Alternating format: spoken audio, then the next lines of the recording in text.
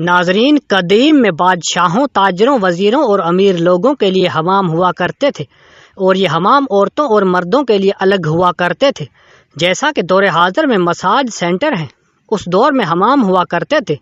پرانے وقتوں میں ایک لڑکا جس کا نام نسو تھا، وہ لڑکی بن کر ایک حمام میں عورتوں، لڑکیوں، شہزادیوں کو نہلایا کرتا تھا اور ان کا مساج کیا کرتا تھا۔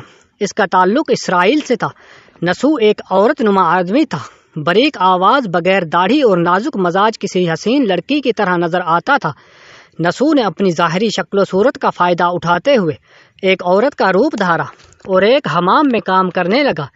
وہ حمام عورتوں کا تھا، اور اسرائیل کے بادشاہ کی ملکہ اور اس کی بیٹی سے لے کر تاجروں اور امیر لوگوں کی بیویوں اور بیٹیوں سمیت عورتیں اس حمام میں اپنا مساج کروانے آیا کرتی تھیں۔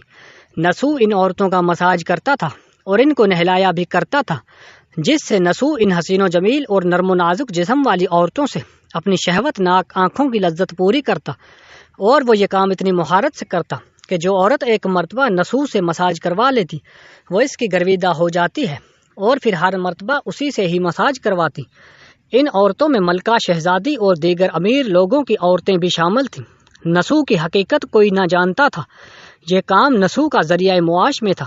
وہ اس سے پیسے بھی کماتا تھا اور اس کے ساتھ ساتھ حسین و جمیل عورتوں کے جسموں سے لطف اندوز بھی ہوتا تھا۔ نسو کے ضمیر نے کئی مرتبہ اس کو ملامت کی۔ ضمیر کی ملامت پر نسو توبہ کر لیتا اور اس شیطانی عمل سے دور رہنے کا ارادہ کرتا، لیکن پھر وہ توبہ توڑ دیتا۔ پھر ایک دن بادشاہ کی بیٹی حمام میں ہمیشہ کی طرح نسو سے مساج کروانے گئی۔ مساج کے بعد پتہ چلا کہ شہزادی کا ہیروں سے جڑا ہار نہیں مل رہا۔ شہزادی نے حکم دیا سب کی تلاشی لی جائے۔ نسو اپنا راز فاش ہونے کے ڈر کی جانب جا کر چھپ گیا اور دل میں سوچنے لگا اور کہنے لگا، یا اللہ مجھے معاف کر دے، میرا راز رکھ لے، میں آئندہ اس کے بعد ایسی شیطانی عمل سے توبہ کرتا ہوں۔ ابھی نسو دعا مانگ ہی رہا تھا کہ شہزادی کی آواز آئی، نسو کو تلاش مت کرو، ہار مل گیا ہے۔ اس کے بعد نسو نم آنکھوں کے ساتھ شہزادی کے پاس آیا اور اجازت طلب کر کے گھر چلا گیا۔ گھر جانے کے بعد اس نے خوب آہ پکار کی، چونکہ وہ قدرت کا کرشمہ دیکھ چکا تھا اور اس نے اب سچی توبہ کر لی تھی۔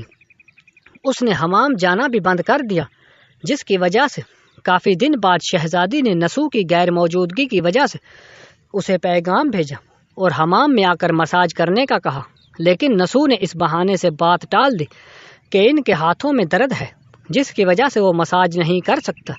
کچھ دن بعد پھر سے شہزادی کا پیغام آیا، لیکن نسو نے پھر سے وہی بہانہ کیا اور بات ٹال دی۔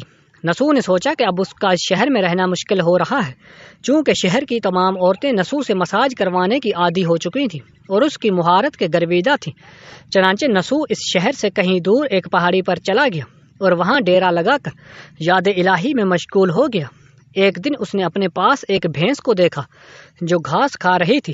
اس نے سوچا کہ شاید یہ کسی چرواہی کی بھینس ہے، یہاں آ گئی ہے، جب تک اس کا مالک نہیں آ جاتا میں اس کی دیکھ بھال کرتا ہوں، اور جب واپس آئے گا اسے واپس کر دوں گا۔ یہ سوچ کر اس نے بھینس کو ساتھ لیا اور چلا گیا۔ ایک دن ایک تجارتی قافلہ راستہ بھٹک کر نسو کے پاس چلا آیا۔ قافلے کے لوگ پیاس سے نڈھال تھے۔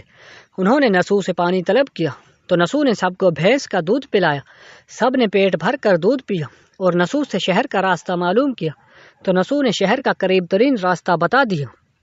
نسو کے اس عمدہ اخلاق پر قافلے والوں نے اسے بہت سارا مال دیا، جس سے اس نے وہاں ایک کنواں کھدوایا۔ آہستہ آہستہ وہاں لوگ آنے لگے اور گھر بسانے لگے۔ وہاں کے لوگوں کے دلوں میں نسو کا ایک بڑا مقام بن گیا اور نسو ایک نیک نامی کے چرچے ہونے لگے، اور یہ چرچے بادشاہ تک بھی جا پہنچے۔ بادشاہ کے دل میں نسو سے ملنے کا اشتیاق پیدا ہوا۔ اس نے نسو کو پیغام بھیجا کہ بادشاہ سلامت تم سے ملنا چاہتے ہیں، لیکن نسو نے یہ کہہ کر انکار کر دیا کہ مجھے بہت کام ہوتے ہیں، اس لیے وہ بادشاہ سے نہیں مل سکتا۔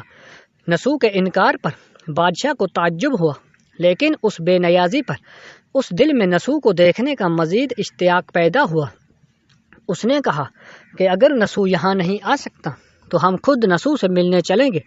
چنانچہ بادشاہ اپنے کارندوں کے ساتھ نسو سے ملنے روانہ ہوا۔ قدرت کا کرنا ایسا ہوا کہ جب بادشاہ نے نسو کے علاقے میں قدم رکھا تو قدرت کی طرف سے ملک الموت کو حکم ہوا کہ بادشاہ کی روح قبض کر لی جائے، اور بادشاہ وہاں انتقال کر گیا۔ بادشاہ عقیدت مندانہ نسو سے ملنے آ رہا تھا۔ اور رعایا بھی نسو کی نیک نامی کی گرویدہ تھی۔ چنانچہ نسو کو بادشاہ کی جگہ تخت نشین کر دیا گیا۔ اس نے بادشاہ بننے کے بعد اپنے علاقے میں عدل و انصاف کے قوانین بنائے اور ان پر عمل کرنے کے احکامات جاری کیے۔ پھر وہی شہزادی جس کا نسو حمام سینٹر میں مساج کیا کرتا تھا اور اسے نہلایا کرتا تھا، اس سے اس کی شادی کر دی گئی اور وہی ملکہ کے عہدے پر فائز ہوگی۔ ایک دن نسو اپنے محل میں بیٹھا ہوا لوگوں کو نیک درس کر رہا تھا کہ ایک شخص بولا، جناب کچھ سال پہلے میری بھینس گم ہو گئی تھی۔ میں نے اسے تلاش کرنے کی بہت کوشش کی لیکن وہ مجھے نہ مل سکی، میری مدد کریں۔ نسو نے اس شخص کا جواب دیا کہ تم بالکل بھی بے فکر مت کرو، تمہاری بھینس میرے پاس ہے، آج میں جو کچھ بھی ہوں تمہاری اس بھینس کی وجہ سے ہوں۔ اس پر نسو نے اپنے کرندوں کو حکم دیا کہ دولت میں سے آدھا حصہ اس بھینس کے مالک کو دے دیا جائے اور اسے اس کی بھینس بھی واپس لوٹا دی جائے۔ اس پر وہ شخص حکم الہی کہنے لگا، بادشاہ جان لو کہ نہ تو میں انسان ہوں اور نہ ہی وہ بھینس جانور ہے، ہم دونوں فرشتے ہیں اور اللہ کی طرف سے تمہارا امتحان لے رہے تھے۔ یہ سارا مال تمہیں مبارک ہو، یہ سب سچی توبہ کرنے پر تمہارے انعام کے طور پر تمہیں عطا کیا گیا۔ اس کے بعد وہ دونوں فرشتے غائب ہو گئے۔ نسو نے مال کمانے کے اللہ کا ناپسندیدہ کام مرتکب کیا تھا، لیکن جب وہ کام اللہ کے خوف کی وجہ سے چھوڑا تو اللہ نے اسے بادشاہت عطا کر دی۔ حرام طریقے سے لذت لینا چھوڑ دی تو اللہ نے اس کے نکاح میں شہزادی کو دے دیا۔ اللہ پاک ہمیں سچے دل سے توبہ کرنے کی توفیق عطا فرمائے اور مرتے دم تک اس توبہ پر قائم رہنے کی توفیق عطا فرمائے، اور ہم تمام لوگوں کو سچے دل سے نیک اعمال کرنے کی توفیق عطا فرمائے، آمین۔